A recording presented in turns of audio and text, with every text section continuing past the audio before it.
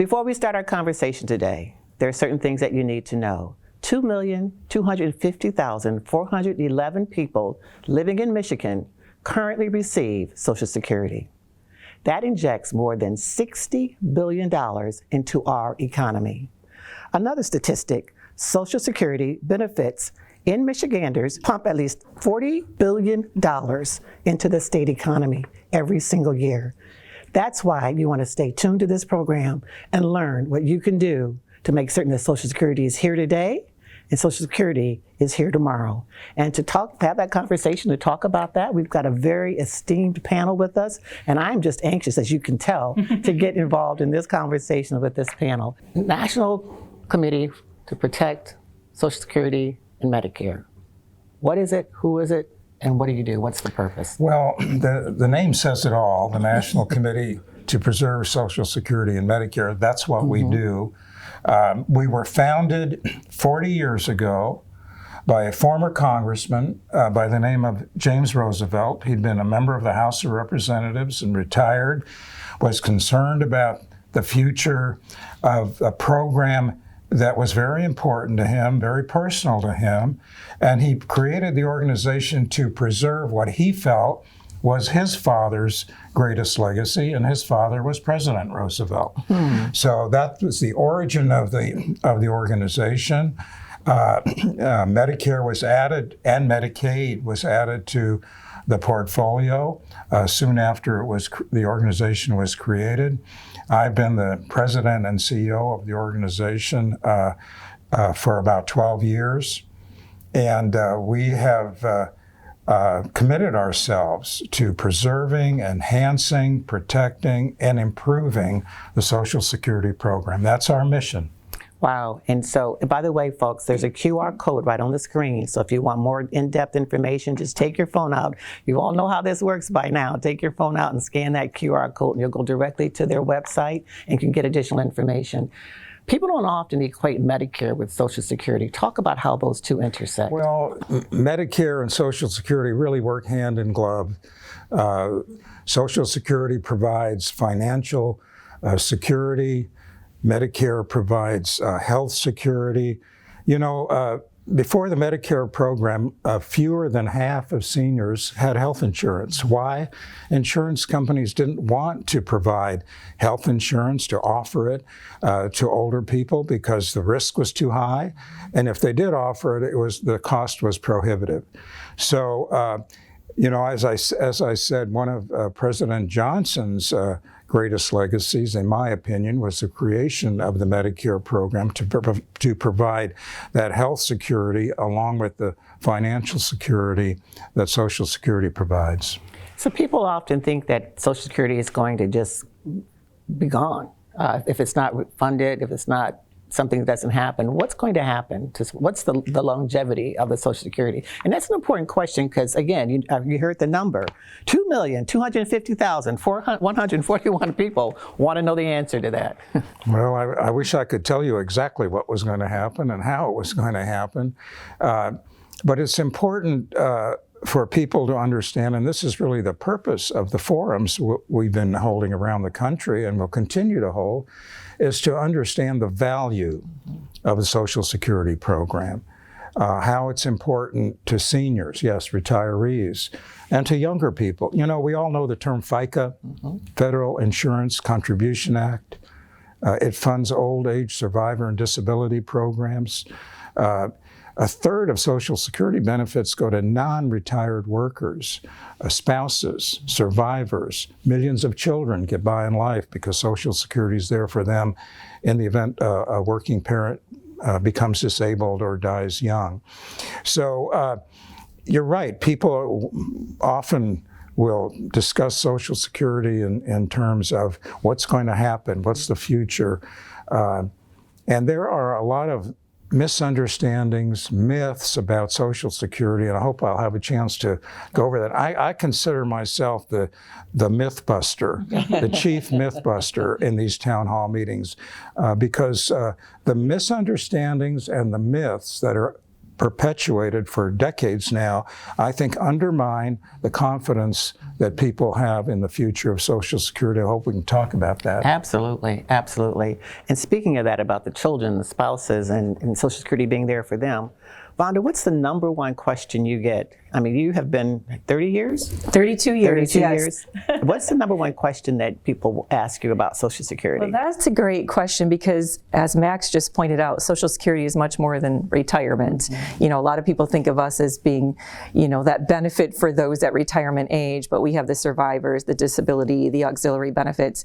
We also do a lot of work with enumeration. You know, that Social Security card is such a valuable piece, so people are always asking, you know, how do I get a replacement card? How do I change my name on my card? So we get a lot of questions about various benefits that we administer. But I was talking to my colleague Hillary on the way here, and I said, what would you say was the number one question that you've been getting from Social Security? And it was the same one that I was thinking, so I know we're on the same page.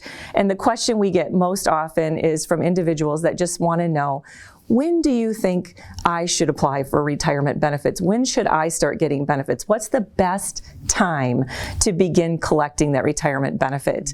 And I wish I had a perfect answer. Oh, I can tell you exactly when you need to do it. But there is no perfect answer. You know, everybody's situation is different. We do, you know, provide the parameters, if you will. You know, age 62 is the minimum age for retirement, and age 70 would be the maximum age that one would want to wait. You won't want to wait beyond that, of course. And so you have all that point in between there, 62 to 70.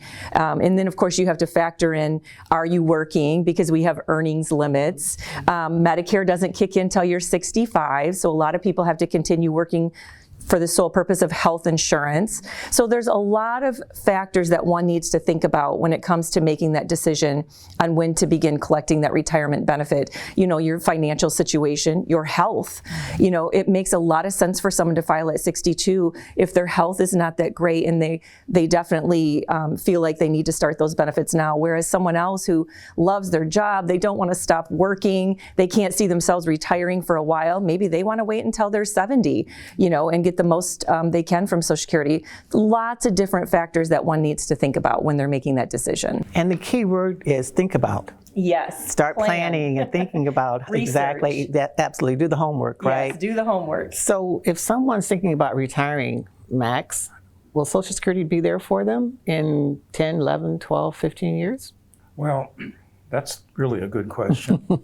Thank you. The trustees of Social Security issue a report every spring, and the last one told us that the trust fund will run out of money in 2034. That date has fluctuated a little bit. It's gone up and down over the last few years, but that's pretty much been the baseline. Now, what does that mean? Some of the, I call them alarmists, will talk about that date and say Social Security will be broke, will be bankrupt.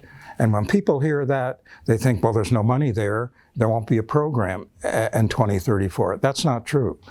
What will happen if no changes are made, and I'm lobbying, I know AARP is, and I'm confident there'll be some changes to stretch out that date. But if no changes are made in 2034, benefits will be cut by 20%. Wow.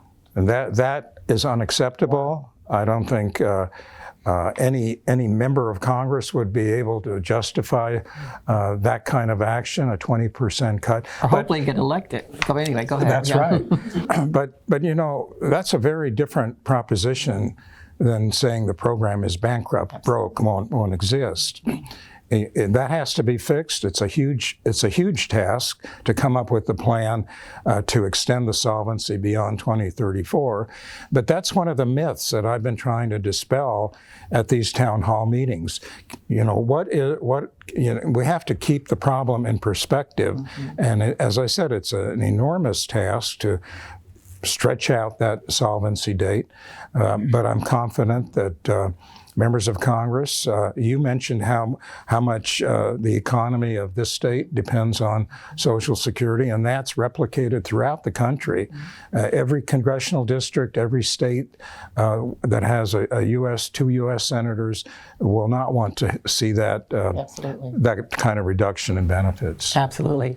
And we have a special video message from the interim commissioner of Social Security Administration, and we'll listen to that now. In 2023, an average of almost 67 million Americans per month are receiving a Social Security benefit.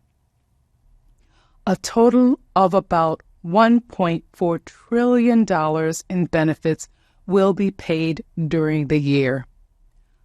I know many are worried about the future of Social Security's finances, so let me clear up one misunderstanding.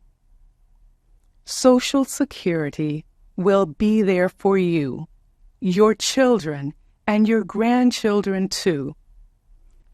As stated in our latest trustees report, the combined trust funds are projected to become depleted in 2034 if Congress takes no action. This does not mean Social Security benefits would end in 2034. It means that if no action is taken, there would be sufficient continuing payroll contributions to pay 80% of scheduled benefits. Of course, we would rather have 100%, and the trustees recommend that Congress address the projected shortfalls in a timely fashion to phase in necessary changes. With timely legislative action, Social Security can continue to pay 100% of scheduled benefits. Thank you for taking time to be part of this town hall and educating your friends and family, especially younger generations, about the value of Social Security. Take care. So Sadie, you heard what Max said, you heard what the commissioner said. You're representing those who are under 30. Yes. And we've talked to a lot of you. We have our Thought Leadership Council, ARP, and we listen to the voices of young people because that's the future generation of leaders. We want to make certain that we also listen to them and think about, are we embracing the types of issues that are important to them? And when we've been out and about talking to young people, many of them say, just give me my money now. I don't trust the government. I can invest my own money. Yeah, right. I can invest my own money and get a greater return. Tell us a little bit about what you think and what you're hearing and what you've learned. Yeah, so myself and the other members of the Thought Leadership Council through AARP, we reached out to our networks and we asked them, what do you think about Social Security? What do you hear about it? Do you think it'll be around when you retire? And actually, just reaching out to those groups, we found that like 70% of young people think that it will not be there for them when they retire. And so really, I think the thing that sticks out to me the most about that is like there needs to be more conversation around Social Security for young people. We got a lot of responses of people saying that, they're planning and saving for retirement in other ways and aren't even taking Social Security into account. A lot of people said they just don't know enough about Social Security to make like an educated choice about that. And so I think if we're able to work with AARP and other organizations to really educate young people about what they need to know now so that they're prepared when they retire, then we can dispel some of those myths that are out there. Absolutely. And the other thing that we've learned as well is that people think that they could save, but then they don't. So that's important. And so many people rely on Social Security. I think I saw somewhere like 45% of people 65 and older, half their income comes from Social Security. That's significant. That's very significant. Frank, you represent the other end of that spectrum, but not so far down the other end of that spectrum. What are your folks telling you about the people, not your folks, but the people that you hang out with, your friends, your family? What are they people that I talk to and discuss Social Security tell me that for some of them it would be devastating for them to not have any Social Security or to have a 20% cut in benefits. Others tell me, it wouldn't bankrupt them, but it would be something they hadn't planned for. They worked and paid into Social Security, and they were expecting to have that source of income. I talked to folks like my dad and his peers, and they paid in. I paid in, and it's just something that we expect to be there. It was a promise that was made to us, and I guess in the simplest terms, it's like saving money at a bank, and you put money in over a number of years, and you expect to withdraw some of that money at some point in time, and they tell you, well, you can't get your money. Or you can only get 80%. Or you can only get 80% of that. No, I don't think so, right? Yeah, so. Yeah, exactly. So it can be devastating. Another statistic I want to share with you all is that 526,000 Michiganders, 65 or older, Social Security has actually kept them out of poverty through 2018 and 2020. Wow. Yeah, wow. So, Vonda, let's say that I'm looking at Social Security and thinking I'm going to retire in 2034, which is when it will be reduced. What would you tell me right now if I were planning to do that? What should I do? What should I know about my planning? Should I plan for that 100%, or should I plan for the 80%, or should I not plan at all? Well, the second question behind the first one is when should I start collecting? The second one is it going to be there for me? Obviously, because they have that fear. I always tell people, never make a decision that's going to affect you for the rest of your life based on fear of the unknown. Don't file as soon as you possibly can at 62 because you don't think you're going to get it later, because you might have some regrets. So people always say I'm saying this because I work for Social Security, but I can confidently tell people that, we all heard how important Social Security is. They eliminate it. You're going to have over half of the elderly living in poverty. Changes need to be made. We don't know what those changes are, but I can confidently tell you that it's going to be there for you. So don't make a decision based on fear, because it's going to affect you for the rest of your life. This is your benefit for life. So make a decision based on what works for you and in your life situation at the time. One of the things that I think you shared, or I heard someone say, is that Social Security has a different impact on people of color, and it affects them differently. Explain that. Well, it has a more profound impact because communities of color historically have not been able to set aside enough money for retirement, less than others. They have not had pensions available to them, and those have been declining across the board, but especially in communities of color. So their reliance on Social Security because of those factors is even greater. And they rely also because of the kinds of jobs historically they've been engaged in, physically demanding jobs. Often they require the disability benefits more so than others. Well, I think I read the average income from Social Security for Michiganders is $19,000 a year. I mean, that's not enough to live on, but it's certainly, you start taking it away, and it certainly is enough to put you into a poverty threshold. So we want to make certain that people pay attention and know what they need to do. We're going to talk about that. Vonda, people often think about Social Security as, when I get 67 or 65. But what if someone loses a spouse? What if someone's married and their spouse is getting it, the spouse dies? What happens then? Yeah, so we have the retirement benefit, of course, and the disability they referred to, but we also have survivor benefits. So when an individual who has worked and paid into the system passes away, we're going to look into eligible family members. Do they have any minor children under the age of 18? Do they have any children that were they're older, but they were disabled before the age of 22. That's called a disabled adult child benefit. And do they have a surviving spouse or a surviving ex-spouse? So there's a lot of benefits there that could be payable if the individual that passed away worked and paid into the system long enough. So that's the key. You know, you get this Social Security number, then you work and you pay that FICA tax under that Social Security number. A lot of people are, you know, grumbling about paying that FICA tax.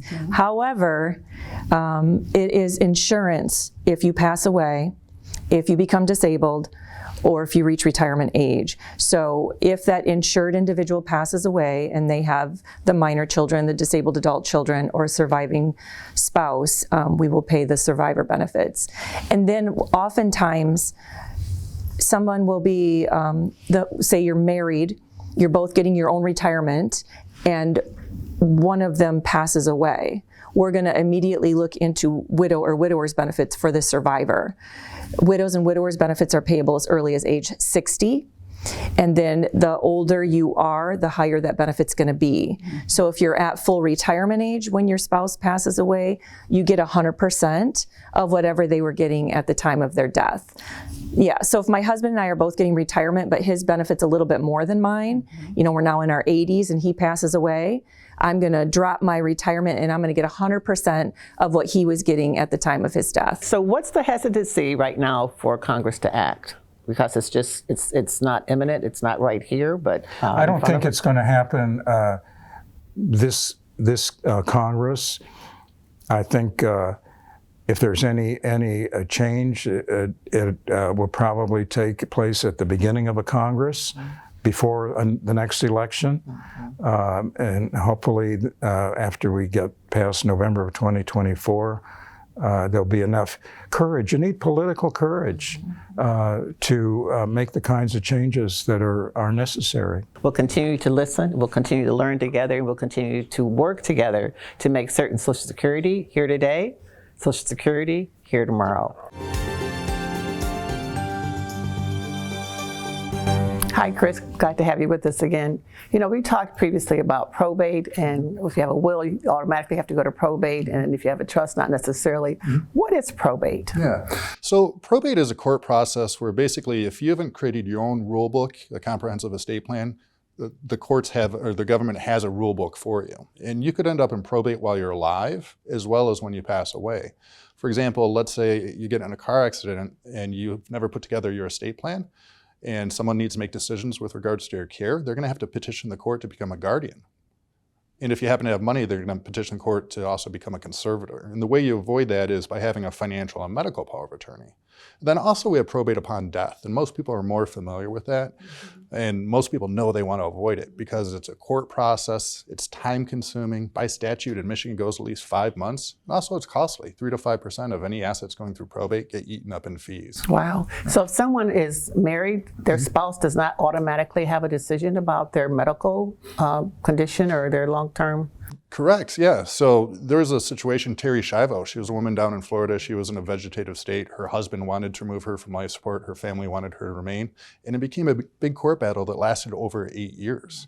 She didn't have any medical power of attorney. So yeah, even if you're married, or even if you have adult children, you need to put together at least those disability documents, the financial power of attorney and the medical power of attorney, to avoid the guardianships and conservatorships. And then they go to probate, or the attorney will then file them upon your... Yeah, so that will help you avoid probate. We want to stay out of probate. And then to avoid probate upon death, we need to understand estate administration. And assets can pass through joint ownership, beneficiary designation, trust, but if it doesn't pass through one of those first three, then it ends up going into probate. And that's what we want to avoid. So people need to plan so they don't get caught up in all of this. Correct. Thank you. Yeah. My name is John Colspell. I've been a rheumatologist now for a little over 30 years. I noticed early in my career this thing called fibromyalgia seemed to jump in on top of just about any type of rheumatic disease I was seeing. That's part of where the confusion about fibromyalgia comes from, is because it does overlap on just about everything we see in musculoskeletal medicine. Harvey Moldovsky showed us in 1975, which is now 48 years ago, that sleep is an extremely important part of this. And actually helping patients, about 60 to 70% of helping patients is helping them with their sleep. There are numerous things that cause sleep disturbances, in particular inflammatory arthritis. What happens with inflammatory arthritis is energy is diverted away from mitochondria, where we use it for creation of energy, to the creation of inflammatory mediators. So you get a decrease in your energy-producing aspect of your cells, and that causes problems systemically. So that makes peripheral nerves not work. And it looks like small fiber neuropathy is a big part of things like fibromyalgia, which is due to mitochondrial dysfunction, which happens with our inflammatory diseases. It happens with a lot of other causes of sleep disturbances, so that there are things like snoring or allergies that end up causing sleep fragmentation. There are things like restless leg syndrome. There are osteoarthritis of, say, the neck will cause sleep disturbances. And if you treat that, that can help with that portion of the sleep disturbance. Treating the underlying causes of fibromyalgia, or the secondary stuff, actually helps the fibromyalgia and helps the other aspects you're trying to treat. Driving. We all have to make difficult decisions someday about whether to continue to drive or not to continue to drive, and what options are available. So thank you for being here to talk about those options. People often think, okay, I have to have that tough conversation with a loved one, but there are some creative solutions, even more creative than getting on a bus, right? Sure. One of those solutions is My Ride app that's available for people that use our paratransit services. And what's paratransit? Paratransit are services for CATA. It is demand response, curb-to-curb service. Okay, all right, sorry. I just wanted to make sure people knew what that meant. Sure. So what are the options? One of the other things that we're working on is mobility microtransit. And so those are similar to paratransit services, but there will be a way to schedule those trips, such as Uber and Lyft does today. So we're looking at that and figuring out ways that we can incorporate that, especially to better serve the rural communities and give them the transportation access that they need. What other options do rural communities have if they don't have like a CATA or someone coming into their community? And there's critical. Not a whole lot out there, Paula, unfortunately, and that is very unique to CATA. Most urban transit systems serve the urban core, and CATA is reaching out to the Stockbridges and the Onondagas, et cetera, to provide transportation access. Do you find there's any hesitancy with older adults wanting to get involved with CATA? I don't think so. We have quite a big population of riders that make up the senior community, and I think they're very realistic about the need to look at additional services other than driving themselves. I'm telling you, I'd give my car up in a heartbeat. So, so it's not about age all the time, is We'd it? love to have you on board, Kat. Thank you so much for being here.